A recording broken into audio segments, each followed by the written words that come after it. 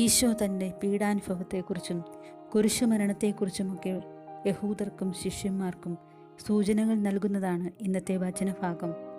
എന്നാൽ അവർക്കാർക്കും ഈശോ പറയുന്നതൊന്നും മനസ്സിലായതുമില്ല. ഇവിടെ ഈശോ പറയുന്ന ഒന്ന് രണ്ട് വാക്യങ്ങൾ നമുക്ക് ധ്യാന വിഷയമാകേണ്ടതുണ്ട്. നിങ്ങൾ ഈ ലോകത്തിൻ്റേതാണ്, എന്നാൽ ഞാൻ ഈ ലോകത്തിൻ്റേതല്ല. ഞാൻ ഉന്നതങ്ങളിൽ നിന്നുള്ളവനാണ്, നിങ്ങളാകട്ടെ മറിച്ചും. ഈ ലോകത്തിൻ്റെ കാഴ്ചകളിലും ആഡംബരത്തിൽ നിന്നുമൊക്കെ ദൃഷ്ടികൾ മാറ്റി ഉന്നതങ്ങളിൽ ദൃഷ്ടി ഉറപ്പിക്കുവാൻ ഈശോ നമ്മെ ആഹ്വാനം ചെയ്യുന്നുണ്ട്. ഈ ലോകത്തിൽ മനുഷ്യനായി അവതരിച്ചെങ്കിലും സ്വർഗത്തിൽ ദൃഷ്ടി ഉറപ്പിച്ച് ജീവിതം അനശ്വരമാക്കി മാറ്റി ഈശോ ഇവിടെ സ്വയം മാതൃകയാവുന്നു. ഉന്നതങ്ങളിൽ ദൃഷ്ടി ഉറപ്പിക്കുന്നവർക്ക് അവരുടെ നിസ്സാരതയെക്കുറിച്ച് ബോധ്യമുണ്ടാവും. അഹങ്കാരമോ ഗർവമോ ഒന്നും അവരെ ഭരിക്കുകയുമില്ല.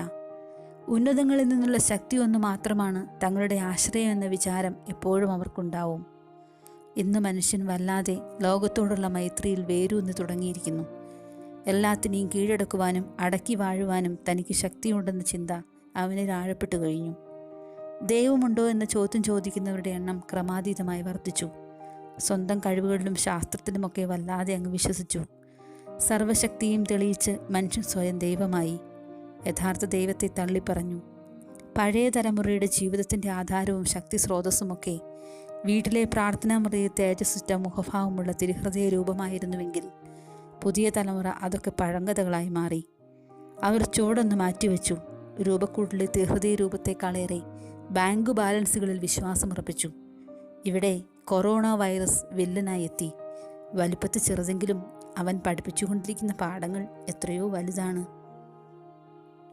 മനുഷ്യൻ സ്വന്തം നിസ്സാരത മനസ്സിലാക്കി തുടങ്ങി. ആയുധങ്ങളും തോക്കുകളുമൊക്കെ ചൂണ്ടിക്കാട്ടി വമ്പ് പറഞ്ഞിരുന്ന, ഭീഷണിപ്പെടുത്തിയിരുന്ന, യുദ്ധത്തിനൊരുങ്ങിയിരുന്ന ലോകത്തിലെ വനശക്തികളൊക്കെ വീണു തുടങ്ങി. ഇത്തിരി പോന്ന കുടിലുകൾ മാത്രമായിരുന്നില്ല വൈറസിൻ്റെ താണ്ഡവ നൃത്തവേദികൾ. അതങ്ങ് കൊട്ടാരം വരെ എത്തി. പണ്ട് സ്കൂളിൽ പഠിച്ച ഒരു പ്രശസ്ത പദ്യത്തിൻ്റെ ഈരടികൾ ഇവിടെ ഓർമ്മയിൽ കൊണ്ടുവരാം. മാളിക മുകളേറിയ മന്നൻ്റെ തോടിൽ മാറാപ്പ് കയറ്റുന്നതും ഭവാൻ, 2-4 ദിനം കൊണ്ടൊരുത്തനെ തണ്ടിലേറ്റി നടത്തുന്നതും ഭവാൻ. പരിഭ്രാന്തിയുടെയും ഉത്കണ്ഠയുടെയും ഈ ദിനങ്ങളിൽ നമുക്കും പാഠങ്ങൾ പഠിക്കാം. ഈ ലോകസുഖങ്ങളിൽ നിന്നും ലോകവ്യാപാരങ്ങളിൽ നിന്നും നമ്മുടെ ദൃഷ്ടികൾ പറിച്ച് ഉന്നതങ്ങളിൽ ഉറപ്പിക്കാം. തന്നെ ശ്രവിക്കുന്ന ആർക്കും തൻ്റെ വാക്കുകൾ മനസ്സിലാക്കാൻ പറ്റില്ല എന്ന് ഈശോയ്ക്ക് അറിയാമായിരുന്നു. അതുകൊണ്ട് ഈശോ പറയുന്നു, ദൈവപുത്രൻ ഉയർത്തപ്പെടുന്ന ഒരു ദിവസം വരും.